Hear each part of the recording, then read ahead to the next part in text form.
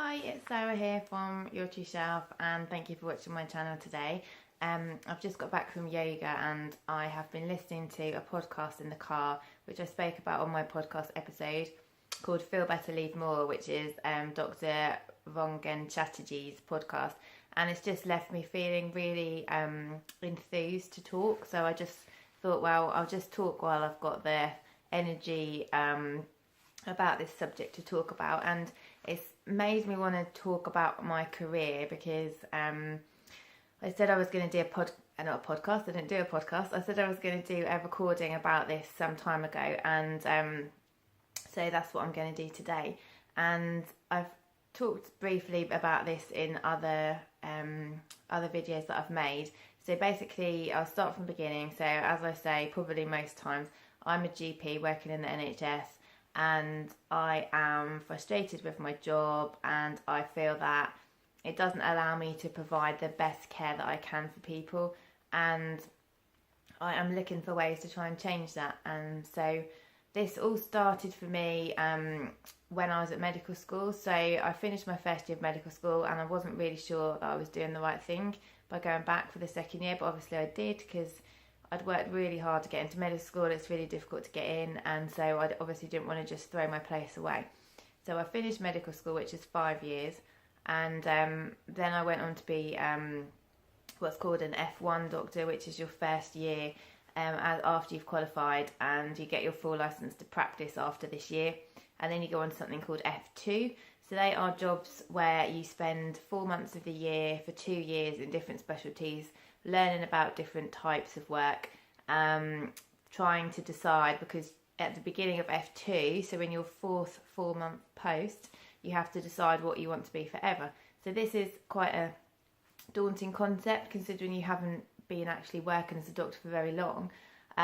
So after much head scratching, I decided that I wanted to be a GP, and I had enough of the hospital life. I wanted to be a bit more in control of my life, because when you're working in the hospital, you are given your rota, so you're told what days you work, you're told when you're on days, when you're on nights, when you're on weekends, you're told when you get annual leave, you're told where in the country you work, you're told everything. You have not a lot of control over anything, and I just didn't want that for myself. I didn't want that for my husband, and I certainly didn't want that when I had children. So I decided to be a GP, and I definitely think that was the right move for me to leave the hospital.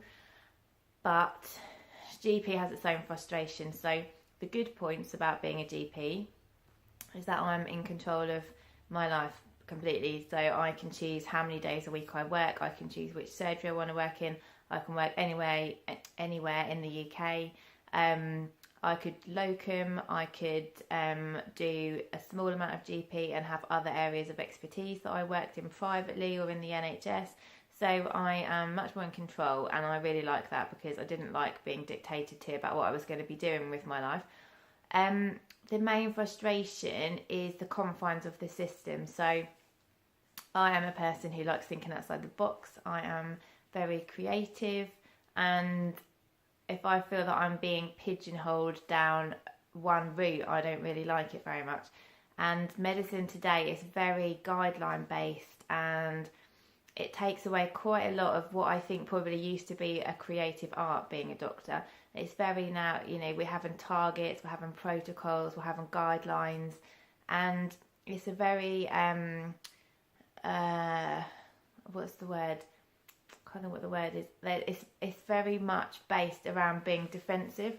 So we're all thinking, have we followed the guidelines? What if we got a complaint about something? Have we ticked all the boxes? Have we dotted the I's, crossed the T's? Have we followed our policies? We are living in quite a defensive way, and that's really sad because whilst I understand that obviously there's standards that we want to be met, on the other hand, it does take away some of your freedom. And so that's one issue, but I think the main issue for me is the 10-minute consultation. So I've already been talking for, 5 minutes. So, in about 2 or 3 more minutes time, if I was in a consultation now, I'd have had to have examined somebody, made a plan with somebody, told them, if I wanted to do any tests, and written up my notes, and that just whizzes past so fast, and I don't feel that I've got time to adequately go into the depth that I want to go in 10 minutes. And I have, I guess, I don't want to waffle too much here, but I've been on a massive journey as a doctor.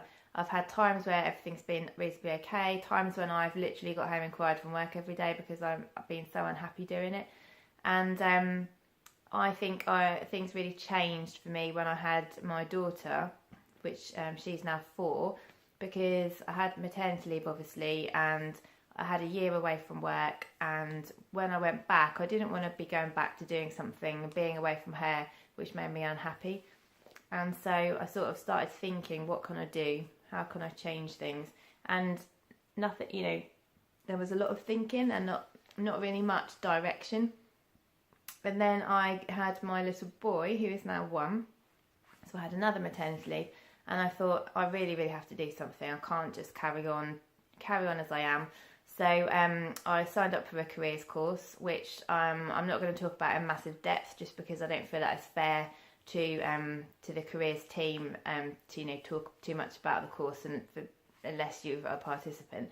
But the careers course really sort of expanded my horizons and made me dream bigger, made me think about what I really wanted. And slowly over time, I've been talking to people and expanding my horizons, really, and trying to focus on what I really want to do. And I still want to be in health. I really want to bring in books, and that's what I'm trying to do in this YouTube channel. So I'm trying to, I guess, use books as a tool of empowerment to help people learn, help people grow, because books have been such a wonderful resource for me. I'm a person who loves learning, and I find that every time I discover something new, it makes me discover 3 more new things that I want to learn more about, like a new podcast, and then I hear about a book, and then I read that book and it references other books, and I think, oh, I'd really like to learn more about this and that. And so I just love soaking up knowledge, and I just really want to use books in a way which can help empower other people in the same way. So that's one thing that I really want to incorporate. And the reason that I mentioned the podcast at the beginning that I was listening to is because so Dr. Chatterjee and the people who he talks to on his podcast, they're in the field of lifestyle medicine. So I'd never thought of what I call lifestyle medicine. Sorry, I'd never called it lifestyle medicine before, but I have been thinking this way and trying to practice this way for a long time. And it's about making sure that you have enough rest, making sure that you have the right nutrition going into your body, making sure that you have the right physical movement in your body, making sure you do exercise, and also making sure that you have space for letting go of stress, so mindfulness, meditation, or spiritual practice, as I sort of think of it. And so about how those things can help with our health, whatever health problems we're having, because when we're having problems with our health, our body is manifesting Unnies Disease with itself physically.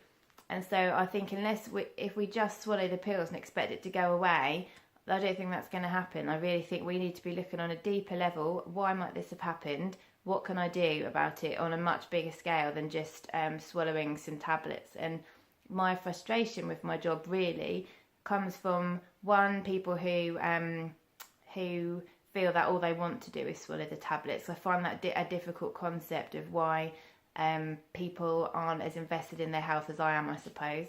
And also the lack of time to talk about that sort of thing. And thirdly, the fact that if I'm following the guidelines, I have to be offering people certain drugs, even if I really feel that maybe that's not in their best interest to do so. So they're kind of my frustrations. And I feel like I have been on much more of a journey since I've been a mum, for sure. I have so when I was on maternity leave the first time, I can't remember how, but on Facebook I came across this group called, or not a group, a page called Barefoot 5, which is by a lady called Britt Campton. I will link to her page in the notes below. And she actually really changed quite a lot for me. She doesn't obviously know this, but I read her articles. She talks a lot about gentle parenting and about women and about earth and about empowerment and about getting back to nature. And I was really, really inspired by her. And through her, I then discovered other women who were, really kind of strong and empowered and all about throwing out the rule books and going back to our inner wildness, really.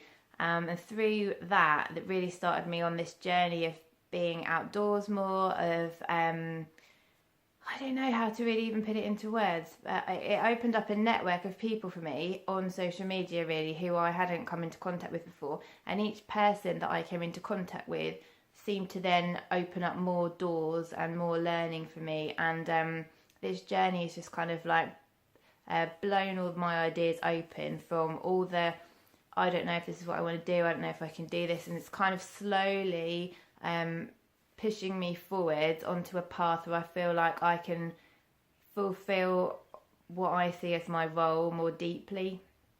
I feel like I have a lot to give and I want to work in serving people, and I just want to make sure that I have the right opportunity to work in the way that I want to work, on a level that I want to work at with people, to try and get the best out of their lives for them. So I don't know if I'm just completely rambling now. I guess I haven't really planned what I was going to say at all tonight. I just wanted to let it out whilst I was thinking about it. So that's my aim, and starting this channel was one of the steps, because I thought that social media really changed some things for me. If I can change some things for anybody through this platform, that would be amazing. And again, books have been one of the core principles throughout my life. And if I can recommend books about, lifestyle and self-care and improving people's lives, and it reaches people and helps people, then that would be awesome. So I think I'm going to leave it there. If anybody has comments, questions, anything else they want me to talk about more in depth, then obviously please tell me. And I will be back for another video very soon. Thank you. Bye.